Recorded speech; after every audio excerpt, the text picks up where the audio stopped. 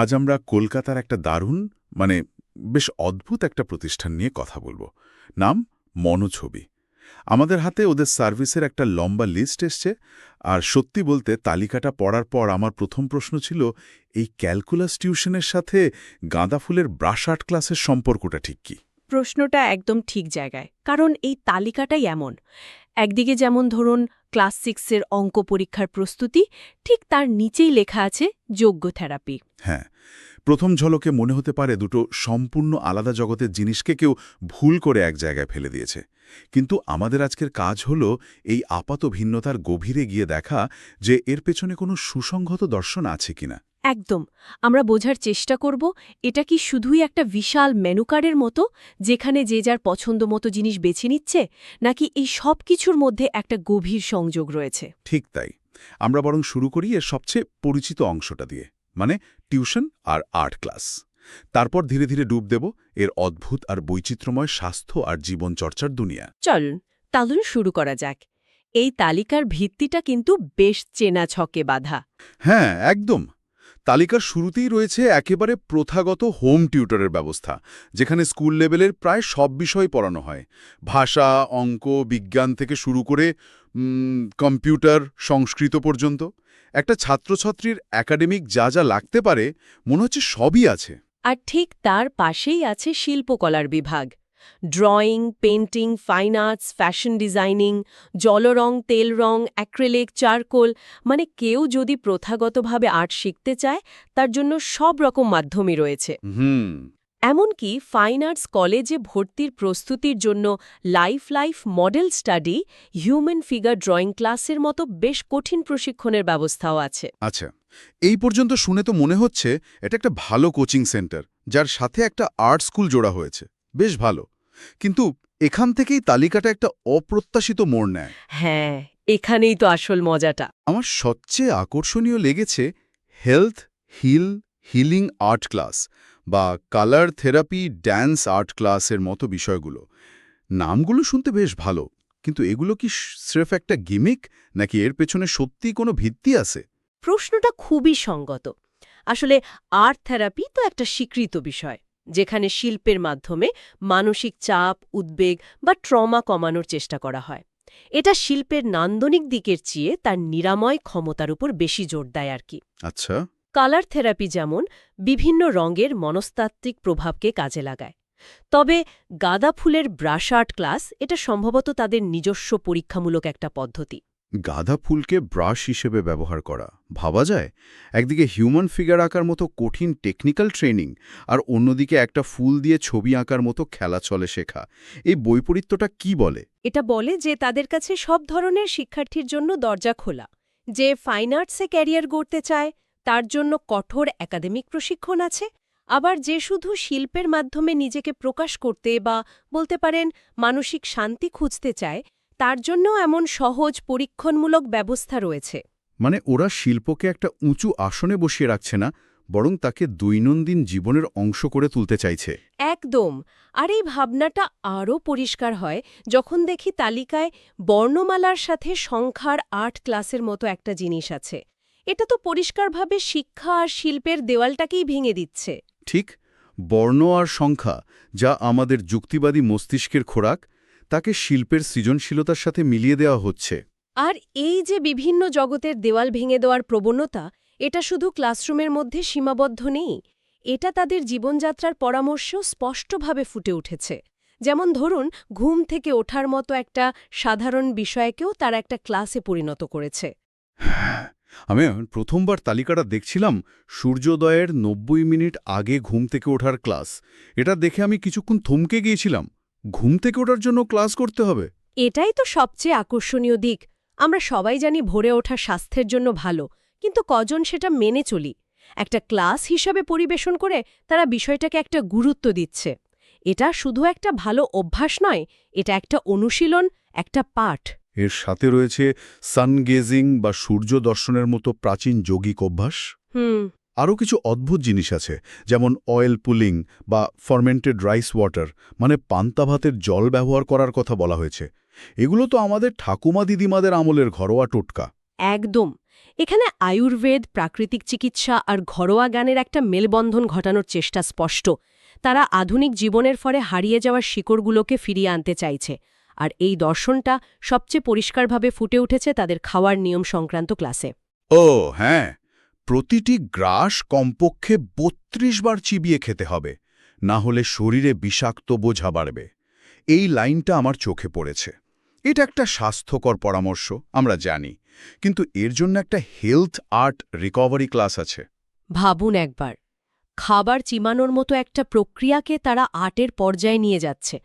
আমার মনে হয় তাদের বার্তাটা হলো জীবনের কোনো কাজই সাধারণ বা তুচ্ছ নয়, মন দিয়ে করলে প্রত্যেকটা কাজই একটা শিল্প, একটা ধ্যান। ঠিক। এই ৩২ বার চিবানোর নিয়মটা পড়ার পর আমি দুপুরের খাবার খাওয়ার সময় গুনতে চেষ্টা করেছিলাম। ৫-৬ বারের পর আর ধৈর্য থাকেনি।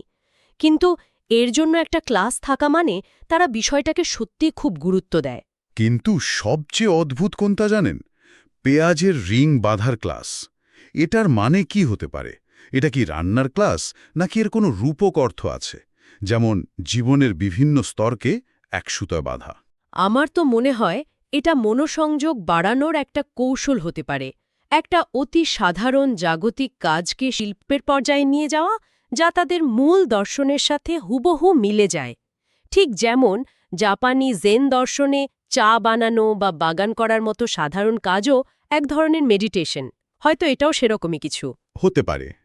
অথবা প্রস্রাব বা মলত্যাগের সময় মালাসন বা ইন্ডিয়ান স্কোয়াটিং স্টাইলে বসার অভ্যেস শেখানো। এটা তো আধুনিক কোমোডের যুগে আমরা প্রায় ভুলেই গেছি, যদিও শারীরিকভাবে এটাই নাকি বেশি স্বাস্থ্যকর। ঠিক, এখানে তারা শুধু শেখাচ্ছে না, আমাদের শরীর ও প্রকৃতির সহজাত নিয়মগুলোর কথা মনে করিয়ে দিচ্ছে। এই জীবনচর্চার বিভাগটা পেরিয়ে যখন আমরা থেরাপির তালিকায় ঢুকি, তখন মনে হয় যেন এক অন্য জগতে প্রবেশ করছি। একদম।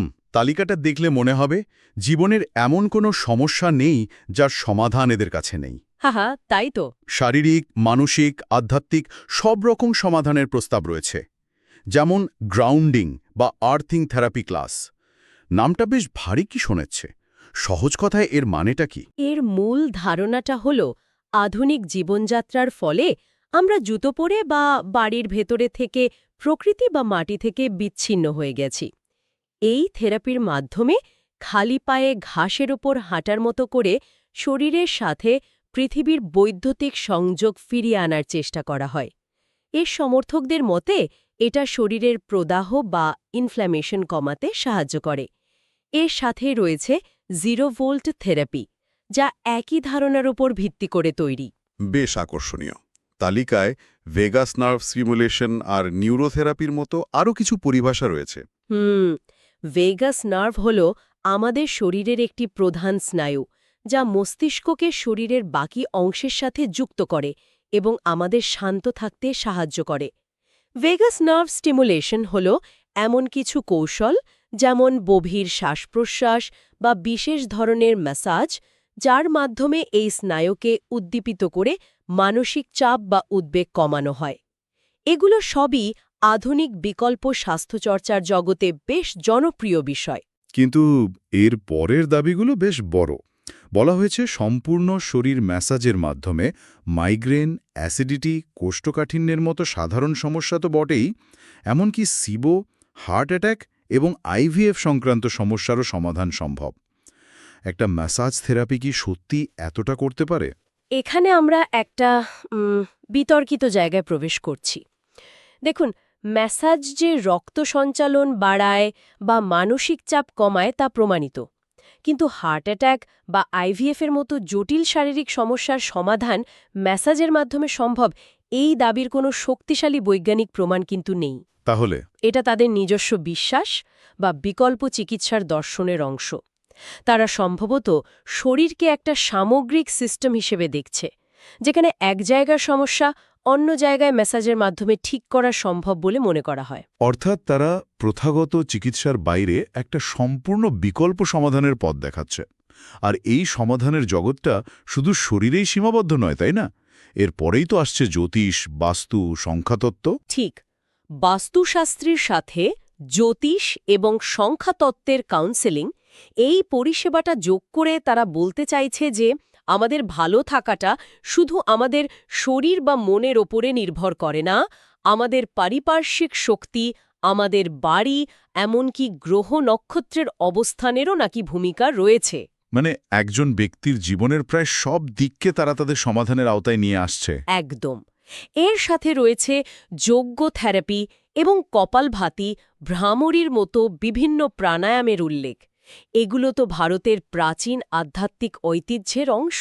হ্যাঁ, আর সবচেয়ে সুন্দর মিশ্রণটা হল পঞ্চকোষের ডিজিটাল আর্ট ক্লাস। উপনিষদের পঞ্চকোষ একটা গভীর আধ্যাত্মিক ধারণা, যেখানে বলা হয়েছে আমাদের অস্তিত্ব 5টা স্তরে বা কোষে বিভক্ত: অন্নময়, প্রাণময়, মনোময়, বিজ্ঞানময় এবং আনন্দময়। এই জটিল দর্শনকে তারা ডিজিটাল আর্টের মাধ্যমে প্রকাশ করার ক্লাস রেখেছে। বাহ! এটা প্রাচ্য দর্শন আর আধুনিক প্রযুক্তির এক অসাধারণ মেলবন্ধন। ঠিক তাই। অর্থাৎ একদিকে যেমন রয়েছে পৃথিবীর সাথে সংযোগ স্থাপনের জন্য গ্রাউন্ডিং থেরাপি, তেমনি অন্যদিকে রয়েছে মহাজাগতিক শক্তির সাথে সংযোগের জন্য কসমিক এনার্জি আর ভারতীয় পূজা পদ্ধতির মাধ্যমে আরোগ্যের কথা। পরিধিটা মাটি থেকে মহাবিশ্ব পর্যন্ত বিস্তৃত। এই কারণেই হোলিস্টিক বা সামগ্রিক শব্দটা এখানে আক্ষরিক অর্থে ব্যবহার করা হয়েছে। তারা গ্রাহকের শারীরিক, মানসিক, আধ্যাত্মিক, সামাজিক, এমনকি মহাজাগতিক সব দিকের চাহিদা মেটানোর একটা ওয়ান স্টপ শপ তৈরি করার চেষ্টা করেছে। কোনো একটা নির্দিষ্ট দর্শন বা পদ্ধতিকে আঁকড়ে না ধরে তারা বিভিন্ন উৎস থেকে জ্ঞান আর কৌশল ধার করে একটা একীভূত প্যাকেজ তৈরি করেছে। ঠিক। আজকের এই আলোচনা থেকে আমার কাছে এটা পরিষ্কার যে মনোছবি শুধু একটা টিউশন সেন্টার বা আর্ট স্কুল নয়, এটা আসলে জীবনের জন্যে একটা ইউজার ম্যানুয়াল তৈরি করে দেওয়ার চেষ্টা। কিভাবে ঘুম থেকে উঠবেন, কি খাবেন, কিভাবে বসবেন, কিভাবে আঁকবেন, এমনকি কিভাবে মহাজগতের সাথে সংযোগ স্থাপন করবেন, সবকিছুর জন্য নির্দেশিকা রয়েছে। একদম। এর মূল ভাবনাটি হল জীবনের প্রতিটি ছোট বড় দিক, খাবার চিবানো থেকে শুরু করে মহাজাগতিক শক্তির অনুভব পর্যন্ত সবকিছুই শিক্ষণীয়, অনুশীলনযোগ্য এবং নিরাময়কারী। কোনো কিছুই তুচ্ছ নয়, সবকিছুই আমাদের সামগ্রিক সুস্থতার অংশ। আর আমার মনে হয় প্রচলিত শিক্ষা ও চিকিৎসার খণ্ডিত সমাধানের বাইরে এমন একীভূত ব্যবস্থার একটা চাহিদা আধুনিক সমাজে তৈরি হয়েছে। ঠিক, মানুষ এখন আর বিচ্ছিন্নভাবে সমস্যার সমাধান খুঁজছে না। তারা এমন কিছু চাইছে যা তাদের জীবনের সব দিককে একসাথে স্পর্শ করতে পারে, একটা অর্থ দিতে পারে। আর মনোছবির মতো প্রতিষ্ঠানগুলো ঠিক সেই চাহিদাটাই পূরণ করার চেষ্টা করছে। এটাই তাদের সাফল্যের কারণ হতে পারে।